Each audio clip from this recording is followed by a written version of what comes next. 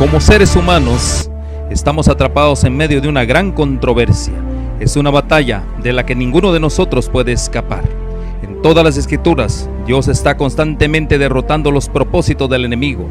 Jesús mostró su autoridad sobre la creación y las fuerzas del mal en la cruz del Calvario. Justo antes de su retorno al cielo, volvió a comisionar a sus seguidores y en Pentecostés dio poder para extender las fronteras de su reino celestial. Jesús ganó la victoria decisiva en la cruz. El desafío siempre ha sido ¿dónde ponemos nuestra lealtad? Aunque la elección debería ser fácil y obvia, no lo es. La batalla por nuestros corazones y mentes continúa.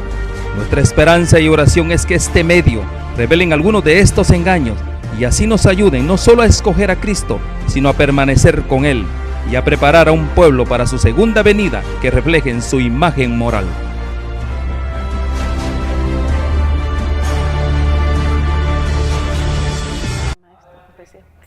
Muy buenas tardes, queridos amigos, queridos hermanos, bienvenidos a las profecías bíblicas de esta lección que estamos estudiando el libro de Efesios.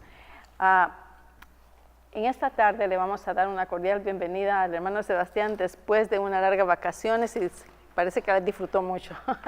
¿Cómo está, hermano Sebastián? Bien, bien. ¿Cómo Gloria a Dios. Un placer saludarlos, queridos hermanos y amigos, y agradecerles su sintonía con nosotros como de costumbre y pedirles disculpas por mi ausencia, pero me merecía una vacación, así es. Y lo extrañamos mucho también. Pero de todas maneras el Señor nos proveyó mucho con otros dos hermanos en el cual la participación de ellos fueron muy favorable. Así es que, y también la ayuda del pastor Benedicto, que nos ayudó muchísimo. Y vamos a comenzar esta lección con una pequeña oración. Hermano, ¿nos guías en oración, por favor? Muy bien, vamos a inclinar nuestro rostro. Amante y buen Padre, ante su presencia, sus hijos, una vez más, gratitud hay en nuestros corazones por el gozo de la vida y la salud que usted se place en compartir en cada uno de nosotros y nuestros hermanos allá en la distancia, por lo cual, Señor, le agradecemos el beneplácito suyo de compartir su gracia divina para con nosotros sin merecerlo. Amén. De igual manera, agradecerle la oportunidad que nos da de ser sus instrumentos para compartir sus grandes verdades a un mundo que desea rescatar y regalarle la salvación como a nosotros también. Señor, no somos dignos de ser portadores de su palabra, simplemente nuestra gratitud rebosa, Señor, porque usted nos ha invitado a formar parte de él. Que ese es nuestro medio, no sin antes reconocer que tenemos manchas, que tenemos faltas, y en la sangre preciosa del Señor Jesús, mientras aboga delante de su presencia en favor nuestro, en esa preciosa sangre que fue derramada en la cruz del Calvario, venimos solicitando el perdón y la depuración de nuestras faltas. Bendice a los hermanos en el nombre del Señor Jesús. Amén. Amén. Vamos a hacer una pequeña recordatorio de lo que estudiamos la semana pasada, en la cual estuvo bastante interesante, aunque no pudimos terminarlo, concretarlo por falta de tiempo. Y se llamaba Cristo, la familia y la iglesia, en el cual el Señor nos da muchos consejos acerca de cómo se puede tener una familia saludable. Y nos invita a nosotros los padres a que no provoquemos a los hijos y que los hijos también no provoquen a los padres, que sean obedientes. Y también nos dio muchos consejos tanto a las esposas como a los esposos, cómo los esposos deben de comportarse con sus esposas y nosotros las esposas cómo comportarnos con ellos también, no queriendo ser más que ellos ni menos que ellos, ni queriendo ser iguales, simplemente tener una balanza en la cual el Señor nos enseña cómo hacerlo en sus Santas Escrituras. Es tan importante el vínculo matrimonial en las Santas Escrituras que el Señor lo dejó como enseñanza para una familia saludable. Ahora, la lección de esta tarde es bien interesante porque se trata de el soldado y su armadura. Y ustedes podrán decirse, ¿Cuál es el soldado? Bueno, si usted es cristiano, mi querido amigo, usted es un soldado del Señor. ¿Y cuál es nuestra armadura? Eso es lo que vamos a nosotros a investigar en este instante, cuando comencemos a interrogar. Y les voy a dar la cita bíblica para que ustedes nos acompañen, para que nos sigan de acuerdo a lo que vayamos estudiando. Y las citas bíblicas se encuentran en Efesios 6, capítulo 6, versos 5 hasta el verso 24. Y después de unas largas vacaciones y merecidas vacaciones, hermano Sebastián, vamos a comenzar la interrogación. Está bien. ¿Cómo se ha de manifestar el deber de los siervos hacia sus amos? Aquí está hablando, da buenos consejos el hermano Pablo acerca de las personas de aquel entonces que se acostumbraba a tener esclavos. Y por supuesto que había muchos amos que eran muy severos con los siervos, ¿no? Y los trataban mal, los insultaban, no eran muy buenos amos. Pero sin embargo, a consecuencia de eso, los esclavos eran malos esclavos también, porque se rebelaban contra sus amos a causa de la forma en que el amo los trataba. Pero sin embargo, Pablo les recomienda algo bien interesante a cada uno de ellos, especialmente a los ya convertidos cristianos. ¿Qué es lo que les dice el hermano Pablo, hermano Sebastián? Bien, es interesante considerar la pregunta que usted me está haciendo. De hecho, por naturaleza a nadie le gusta recibir órdenes, sí, ni mucho menos cuando vienen en un mal tono. Así es. Tomando la perspectiva de ese momento y sabiendo la condición que se encuentran ellos, y aún cuando se forma parte del pueblo de Dios, hay una diferencia, el que sirve a Dios y el que es esclavo, pero no está identificado con Dios también. Entonces, hoy lo vamos a ver en el parámetro del estudio que el hermano explicara, dónde está la consideración de nuestro tema hoy en día, de Efesios 6, versos 5 al 24. Leamos el versículo 5, como dice la palabra de Dios, en Efesios 6, 5. Dice: siervos, obedeced a vuestro amo según la carne, con temor y temblor, con sencillez de vuestro corazón, como a Cristo. Sin duda alguna, aquí se está refiriendo el apóstol Pablo a uno que sirve a Dios. A uno que sirve a Dios, aceptado a Cristo, ¿ya? Así es. Porque pone de manifiesto el estandarte a seguir, o sea, el ejemplo de nuestro maestro mayor, ¿no? Que siendo el rey se humanizó y tomó la forma de siervo y hecho obediente, y obediente hasta la muerte, ¿no? Entonces, y una muerte penosa, cruel, difícil de pasarla. Entonces, en él, los esclavos de aquel tiempo veían en él, como también en los discípulos que habían sido llamados, prestos para servir de una manera de entrega, ¿no? Sí, sin murmurar. Sí. ¿Por qué? Porque es cierto que tenían un amo presente, pero en muchas circunstancias tenían amos cristianos. De los cristianos esperamos nosotros, y espera el mundo, un buen fruto. Pero el diablo también es mal influenciador. Y influye mal por medio de los bienes. Y cuando se quiere obtener mayores ganancias, el que padece más es el esclavo. Así es. Así que es de suma importancia saber el preámbulo de la situación que se encontraba. Y aquí los siervos de Cristo, que eran esclavos también, tenían ese doble sentir, ese doble peso, ¿no?, que llevaban en sus hombros. No solo en la carne, sino que también en la parte espiritual. Sí. Veamos qué dice Primera de Pedro, capítulo 2, verso 18 en adelante, que nos señala la palabra de Dios en este consejo.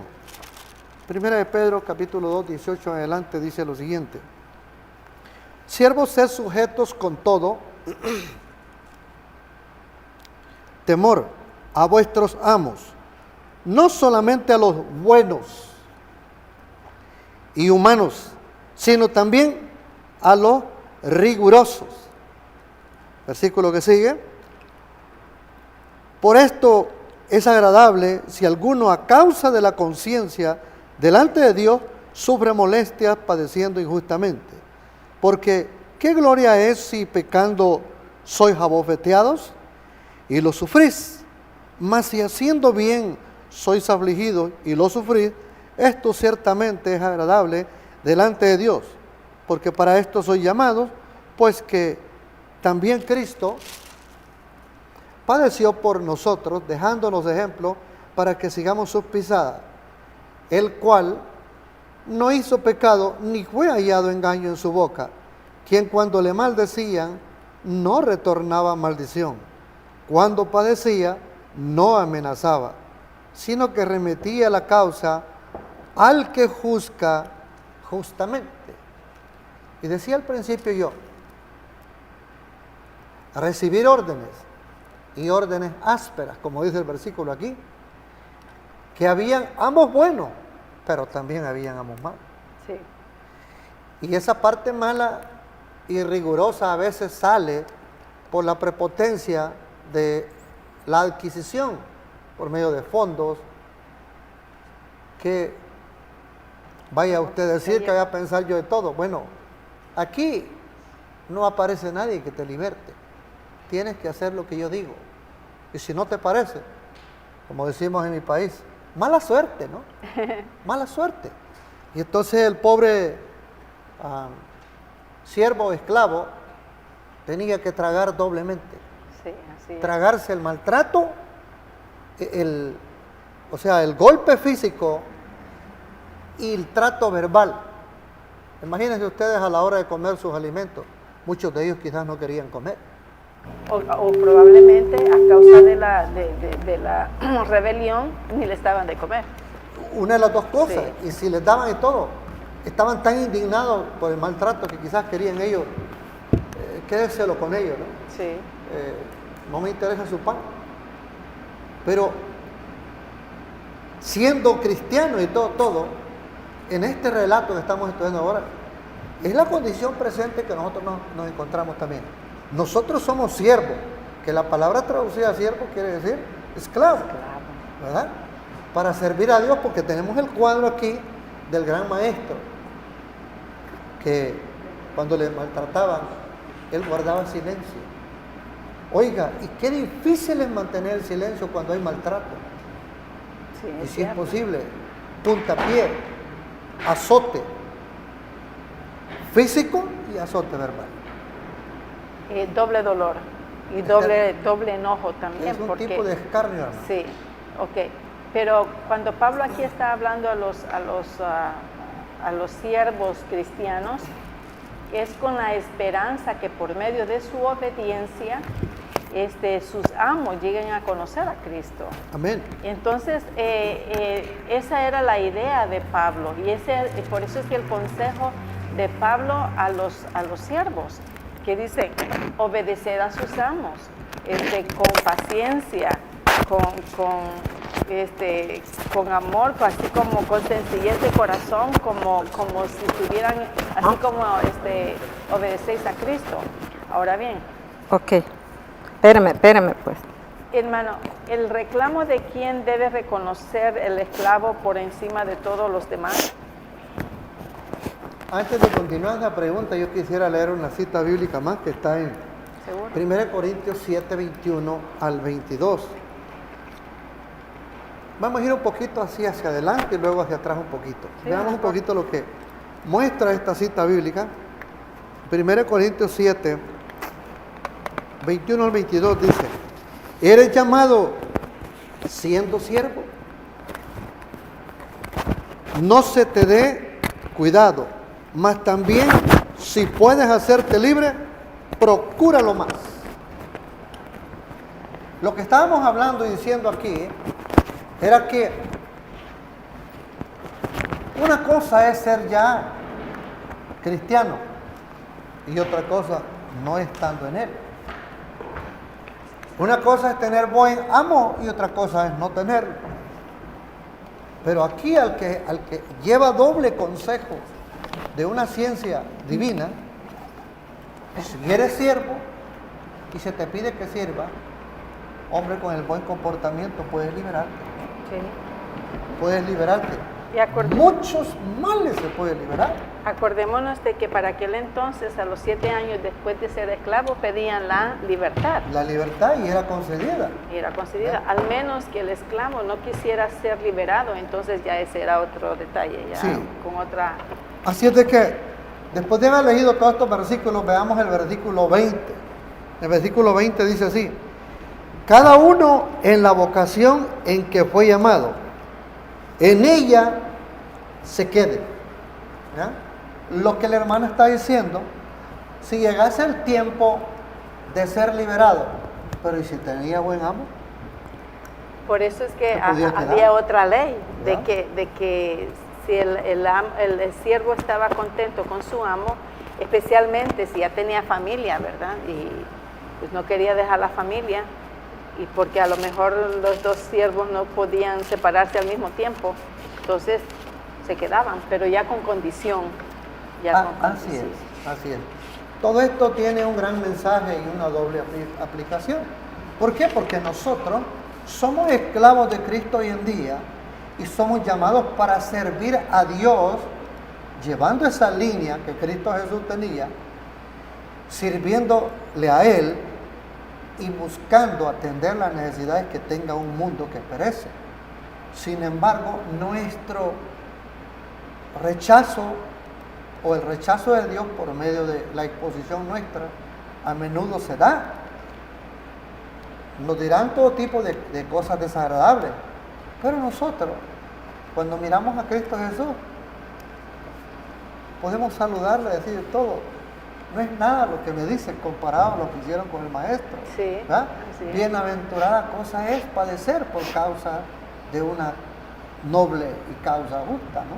Sí. Entonces, es interesante. Veamos entonces el versículo 6 de Efesios 6, sobre la segunda pregunta que la hermana me hiciera. Versículo ¿Me 6. permite, hermano? ¿Me permite? Quiero darle la bienvenida a la hermana Lidia. ¿Cómo está usted, hermana Lidia? Le enseñamos la muy semana bien, pasada. buenas tardes, sí. Es un gusto de estar aquí con todos ustedes y mis hermanos televidentes. Gracias. Gracias. Sí, hermana, sí. Muy bien, vamos a leer el versículo 6 de Efesios capítulo 6. No sirviendo al ojo, dice aquí, como los que agradan a los hombres, sino como siervos de Cristo, haciendo de ánimo la voluntad de Dios. Vamos a explicar un poquito. Cuando un amo no tiene plena confianza en un siervo, no lo puede dejar por mucho tiempo a su propia conciencia de todo, de hacer las labores y todo. ¿Se acuerdan ustedes que el esclavo o el grupo de esclavos siempre tenía varios líderes que los ejecutaban para que continuaran con el trabajo y se mantuvieran produciendo? Un capataz. Un capataz, si no era solo uno, y no recibía el siervo buen trato, era déspota, áspero con él, aun cuando pedía un servicio primordial que era beber agua, tal vez tomar un respiro, un receso. Era muy limitado, muy limitado. ¿Por qué? Porque él había sido puesto para hacer producir. Y entonces lo que dice el versículo 6 es que el siervo de Dios debe hacer aquello aunque no le agrade, pero debe considerar lo que lo hace para su maestro, que lo hace con un gran placer, con un regocijo, que sirve a su Señor, para que la obediencia de él a su Señor testifique al mundo que lo hace con placer, a pesar de que no reciba buen trato. Así es. Que tiene- Así es. Hermana, bienvenida nuevamente. Gracias, ¿Algún gracias. comentario? Bueno, tengo el del comentario bíblico, ¿no? sí. Sí. Tengo un comentario, lo voy a leer y dice: el esclavo que se interesa sinceramente en los asuntos y en el bienestar de su amo, ya se había liberado del peso de su infortunada situación y se acercaba a la condición de ciudadano libre. En realidad, un esclavo llamado al servicio del Señor, liberto es del Señor. Dice, y nos da Primera de Corintios 7:22. Leamos qué dice Primera de Corintios 7:22. Ok. Vamos a leer también. Ok, dice, porque el que en el Señor fue llamado siendo esclavo, liberto es del Señor. Asimismo, el que fue llamado siendo libre, esclavo es de Cristo.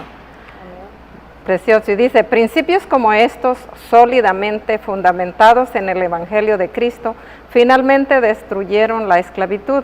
Entre tanto, proporcionaron alivio a los esclavos cristianos a través de los siglos. Si hay buena voluntad, se puede derribar casi toda barrera que separa a los hombres. Sí.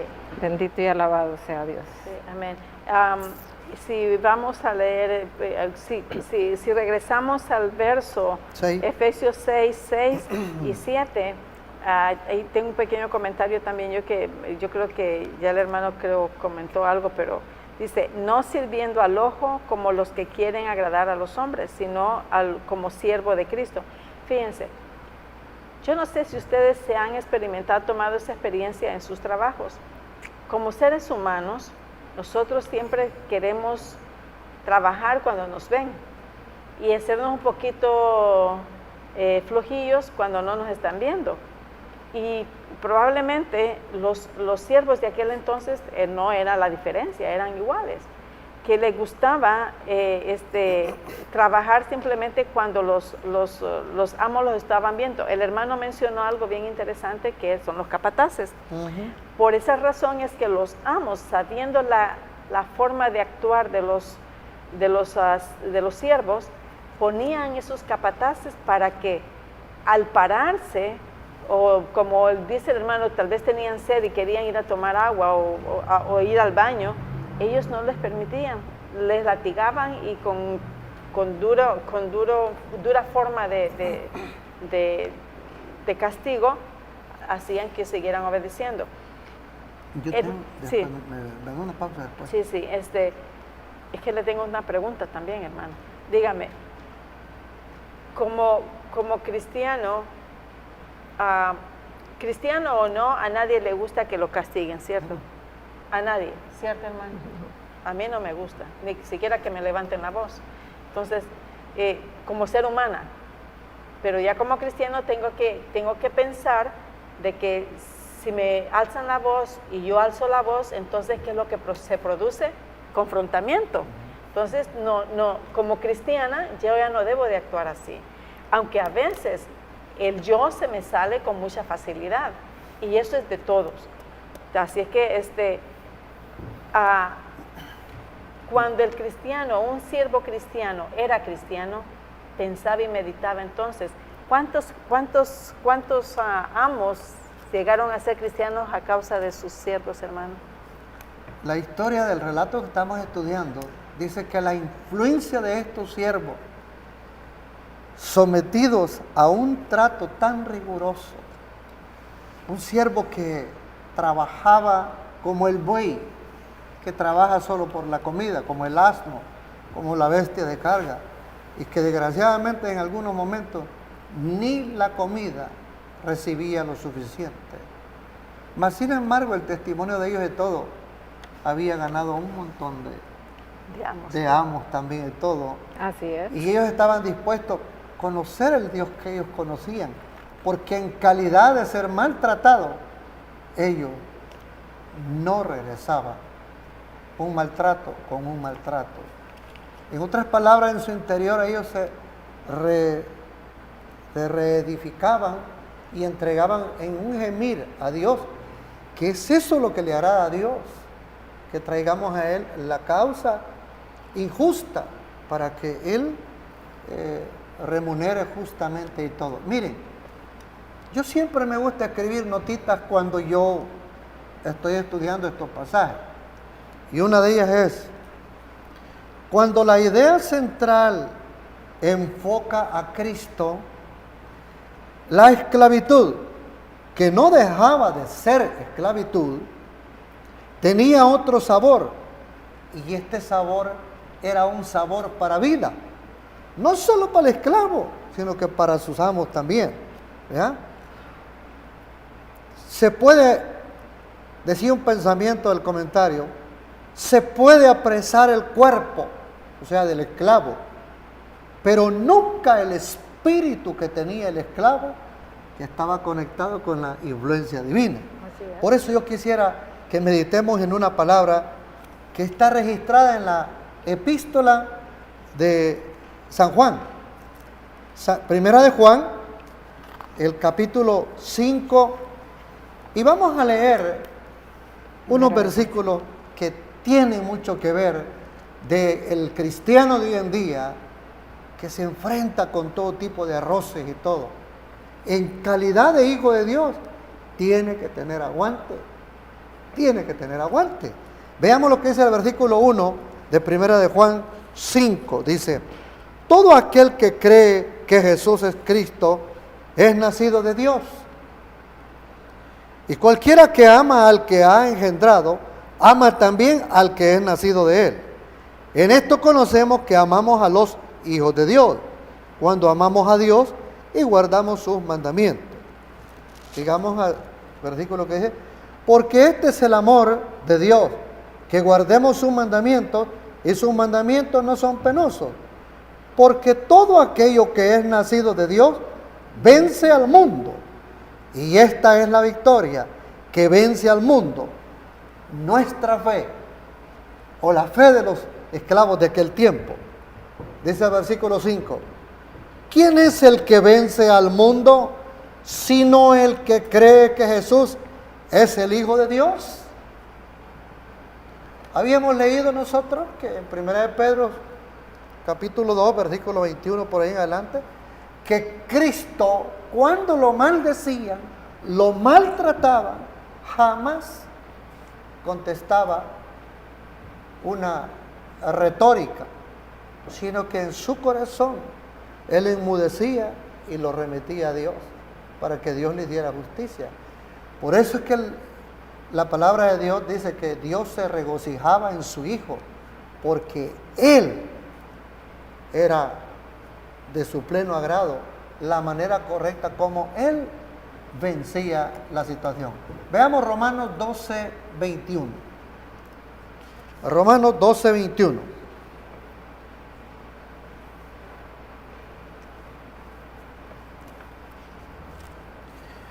No seas vencido de lo malo, sino vence con el bien el que te hace un mal. ¡Qué barbaridad! Esto se lo tragaban los siervos de aquel tiempo y se lo quedaban consigo mismo adentro. Imagínense cuántos fueron a la tumba esperando justicia, remitiendo la causa al que puede juzgar las cosas correctamente. Quiero leerle una nota del conflicto de los siglos en el segundo capítulo que tiene que ver con la fe de los mártires. En la página 43.1 dice lo siguiente: la historia de la iglesia primitiva, de aquel tiempo estamos hablando, atestigua que se cumplieron las palabras del Salvador. Los poderes de la tierra y del infierno se coligaron para atacar a Cristo en la persona de sus discípulos. El paganismo previó que de triunfar el Evangelio, sus templos y sus altares serían derribados, y reunió sus fuerzas para destruir el cristianismo. Encendióse el fuego de la persecución. Los cristianos fueron despojados de sus posesiones y expulsados de sus hogares. Todos ellos sufrieron gran combate y aflicciones. Para allá vamos. Hoy Dios nos está capacitando poco a poco para que llegamos a tener nosotros esta convicción que estos hombres tenían en ese tiempo de la Edad Media. ¿Lo crees, querido hermano, tener a esta altura todavía? ¿O la gracia de Dios que purifica las almas por medio del tiempo de gracia que nos está dando? Nos está dando un tiempo para capacitarnos y poder preparar mi alma y su alma, hermano, para hacerle frente lo que ha de venir mañana. La expresión país, dice, mañana será lo que usted hoy cree y lo pone en práctica. Yo no sé si Aquí hay hoy. un pequeño comentario. Si usted no lo pone en práctica ahora, olvídese que se va a dar en usted mañana. Tiene que ser ahora, poquito a poco, ¿verdad? Y un toquecito más de la cita que vislumbrara el hermano allí. Vamos al punto 2 de la misma cita, página 43.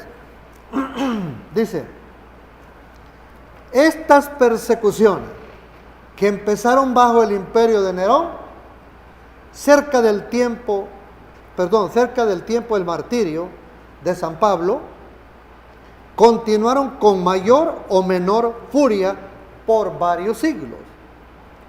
Los cristianos eran inculpados calumniosamente de los más espantosos crímenes y eran señalados como la causa de las mayores calamidades. Hambres, pestes, terremotos, como eran objeto de los odios y sospechas del pueblo, no faltaban los delatores que por vil interés estaban listos para vender a los inocentes. Se los condenaba como rebeldes contra el imperio, enemigos de la religión, azotes de la sociedad. Nótese que todo imperio tiene una religión y esa religión es la religión del Estado. Por eso dice la cita aquí bien claro, se los condenaba como rebeldes contra el imperio, enemigo de la religión. ¿Cuál religión? La religión del imperio, ¿ya? Y los azotes de la sociedad. La religión del imperio no es la religión de Cristo Jesús. No lo era en aquel tiempo tampoco. Así es que pongámosle cuidado a esta cita. Hermana, ¿algún otro comentario? Bueno, para concluir con lo que estamos hablando del versículo 6 y 7 de Efesios 6, ¿verdad? Dice, el cristianismo forma un fuerte lazo de unión entre el amo y el esclavo, el rey y el súbdito, el ministro del evangelio y el pecador caído, que ha hallado en Cristo purificación del pecado.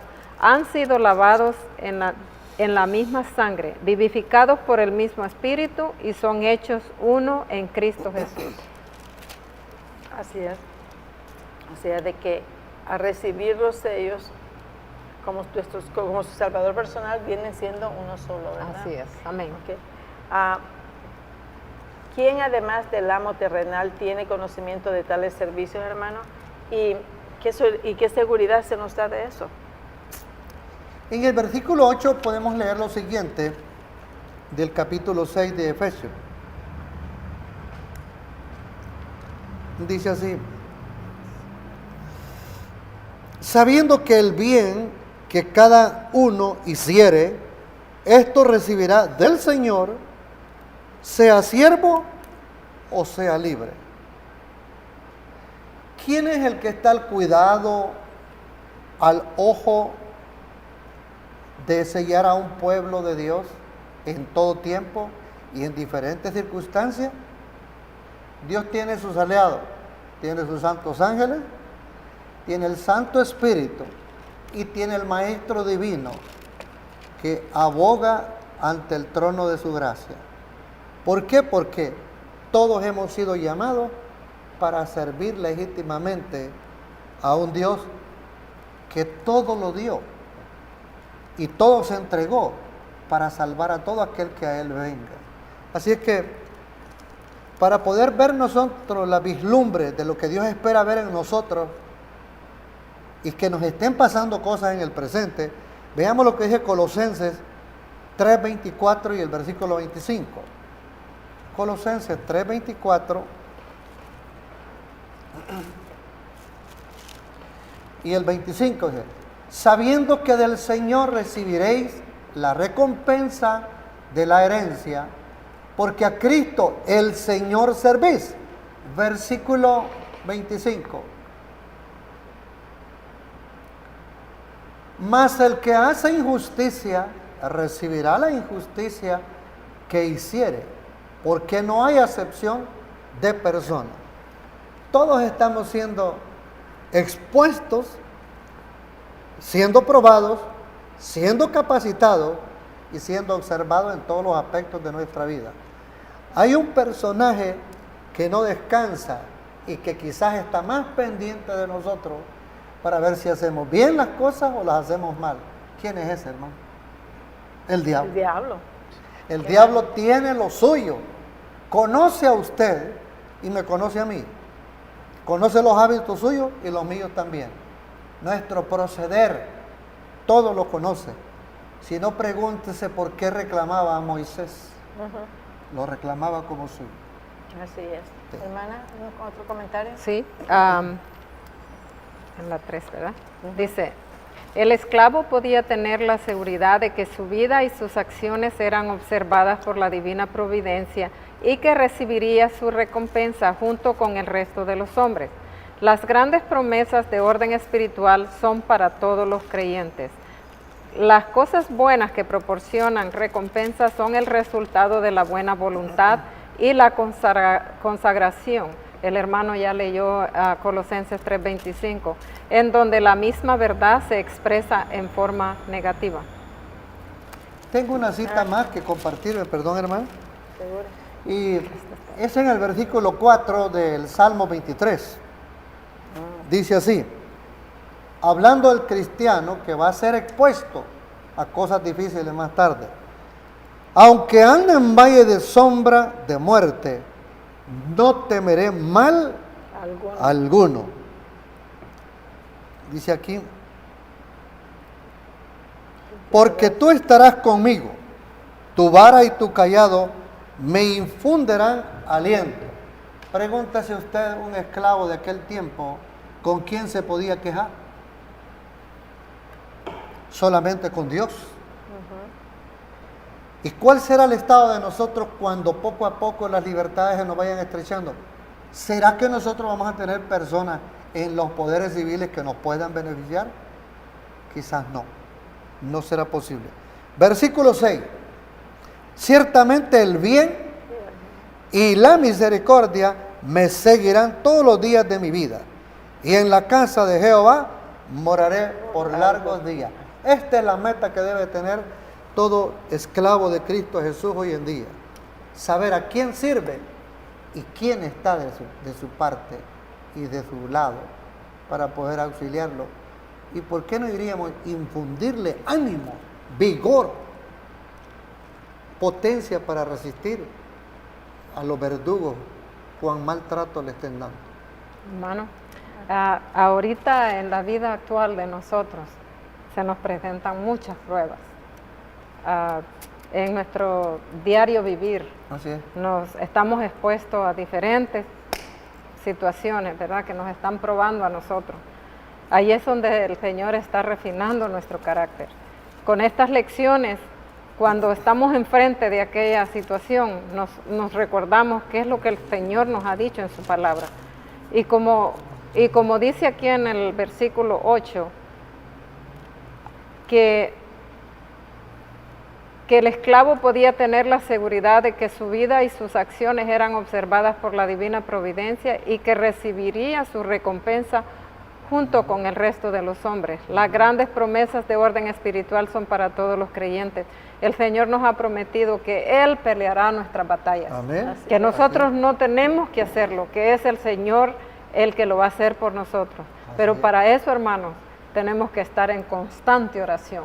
Esa es la clave. Ponerle nuestros problemas al Señor y pedirle sabiduría de cómo nosotros tenemos que actuar de acuerdo a su santa palabra, ¿verdad? Así. Hermano, a consecuencia de toda esta actitud de un amo hacia el esclavo, ¿qué sugerencia les da el hermano Pablo a los amos? Leo de Proverbios, perdón, de Efesios 6, versículo 9, dice lo siguiente: y a vosotros, amos, dice ahí, haced a ellos lo mismo, dejando las amenazas, dice ahí, sabiendo que el Señor de ellos y vuestro está en los cielos, y que no hay acepción de personas con Él. Queridos hermanos y amigos, No importa cuál sea la situación que usted tenga y todo. Como dijera mi hermanita aquí, frente a la dura crisis que esté pasando usted o su servidor, nosotros tenemos que confiar en un Dios que aunque hay amos buenos y amos malos, Dios todo lo vela, todo lo sabe, todo lo conoce, desde el principio hasta el fin. Nosotros debemos de orar a Dios, porque dice el Proverbio 29:2, bien clarito, mire. Dice Proverbio 29:2, que cuando hay este tipo de gobiernos, el pueblo goza. Proverbio 29:2 dice, cuando los justos dominan, el pueblo se alegra, mas cuando domina el impío, el pueblo gime. Entonces, nosotros debemos de tener bien claro todo esto, que solamente Dios puede librarnos de un buen gobierno o de un mal gobierno. Pero si las cosas se dieron, Dios es el que pone y quita reyes. ¿No es así? Así es. Así es que nosotros tenemos que también orar a Dios por las autoridades, decirle, Señor, ilumínale, para que lo áspero que esté pasando una nación pueda venir el tiempo de bonanza para todos por igual. Es eso, nosotros tenemos un grupo de oración en la mañana. A las 6 de la mañana entramos así en vía teleconferencia, ¿sí? Entramos hasta 5, 4, 5.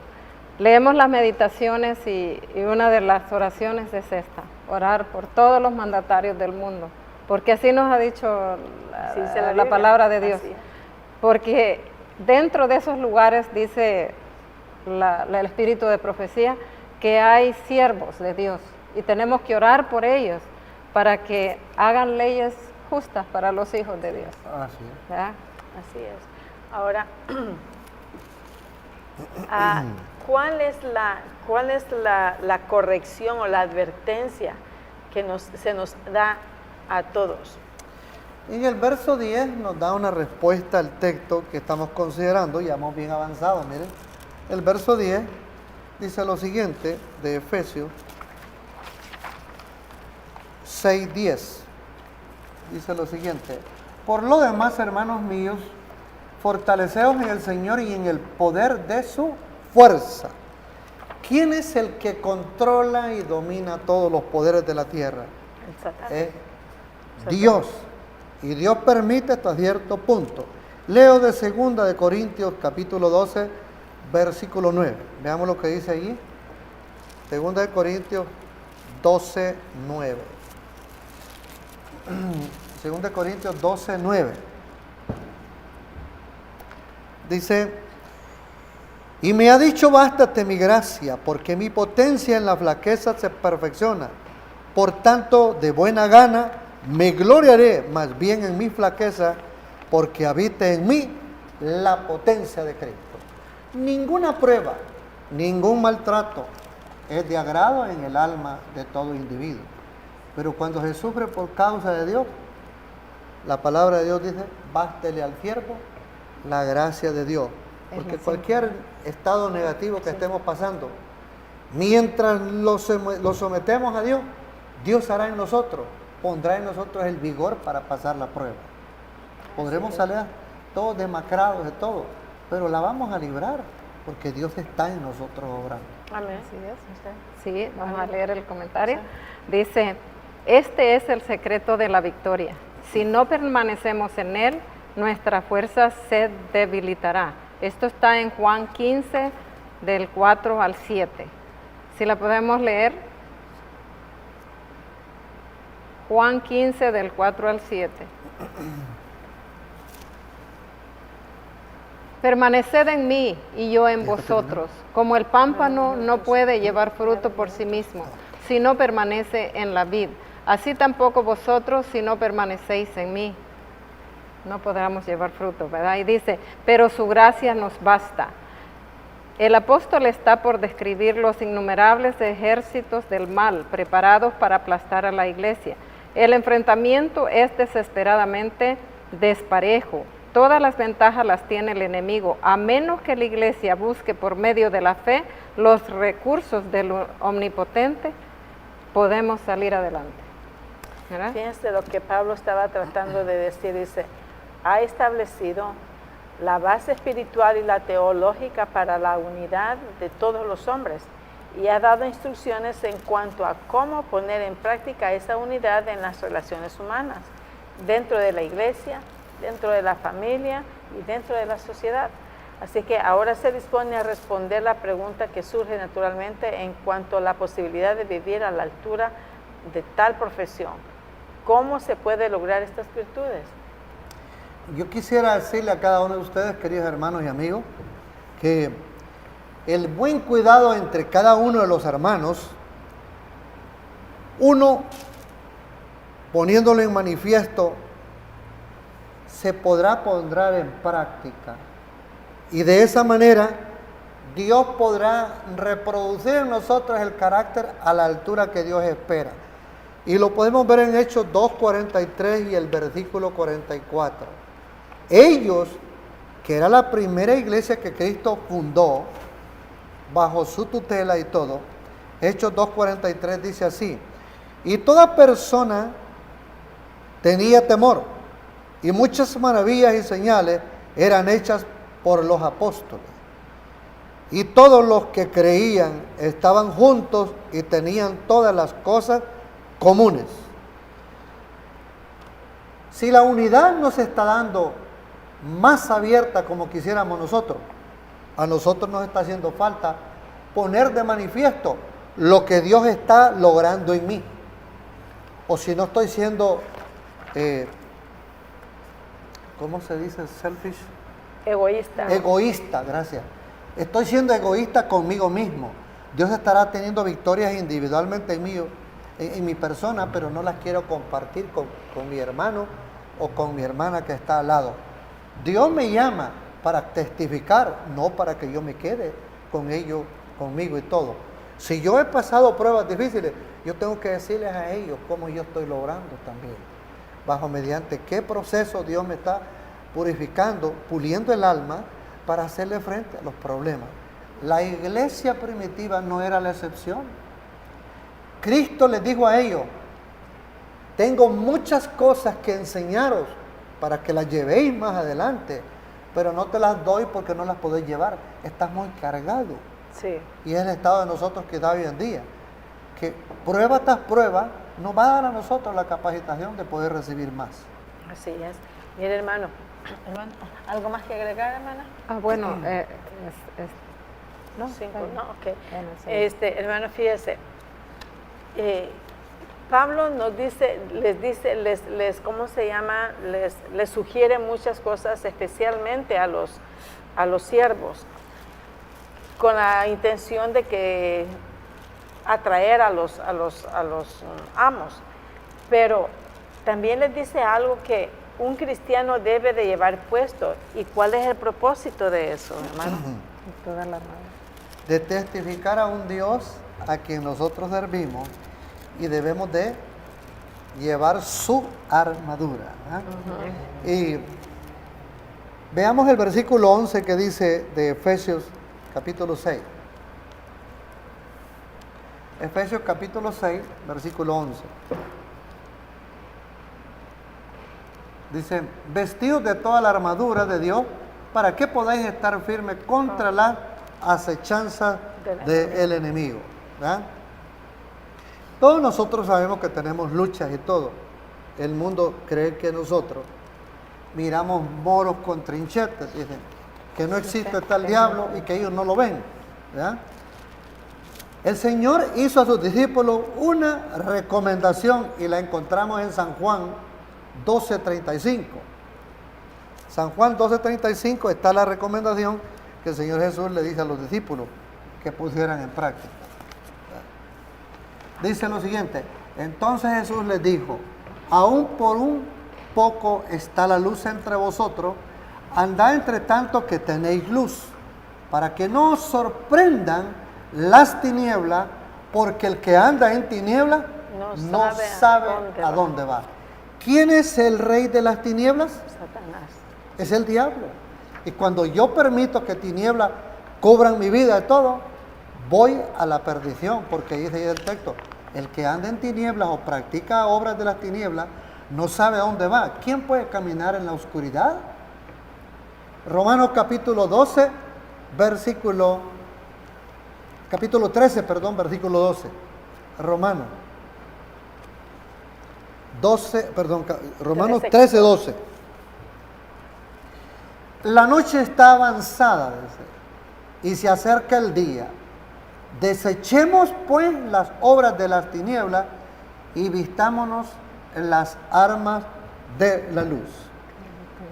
Esto me parece a mí con lo que Jesús dijo en San Juan 9:4. Miren, San Juan 9:4 hizo referencia a esto, de cómo debe el cristiano apreciar el tiempo presente, teniendo donde echar mano de la vida eterna. Me es necesario, dice, hacer las obras del que me envió. Entre tanto que el día dura, la noche viene cuando nadie puede trabajar. ¿Qué quiere decir noche en este texto, hermano? El tiempo de gracia, De tal tinieblas. vez. Cuando el tiempo de gracia esté por acabarse, densas tinieblas cubrirán a esta sociedad. Sí. Y ya no va a haber tiempo para prepararse. Así es. El que no pudo, no lo va a poder hacer, porque el tiempo se le ha espumado en las manos. Por eso nosotros, mientras tenemos la luz del día, tenemos que andar a la luz del día. Así Y es. la luz es Cristo. Por eso, hermano, es que es importante cuando nosotros estudiamos la palabra de Dios, hacerlo con oración para poder discernir lo que el Señor nos está diciendo para este tiempo. Porque son tiempos difíciles los que estamos viviendo y lo que viene es peor. Sí, es mucho Y más difícil. aquí está un comentario también del Espíritu de Profecía y dice, la armadura es de Dios, pues es Él quien proporciona cada parte que la compone. Se nos pide que nos vistamos con ella y luchemos valientemente en la batalla del mundo, ¿verdad? Así es, sí. Lo que estamos viviendo diariamente. El que preparó la armadura garantiza su eficacia. Por la oración y la confesión de nuestros pecados debemos preparar el camino del Rey. Mientras lo hagamos, vendrá a nosotros el poder del Espíritu.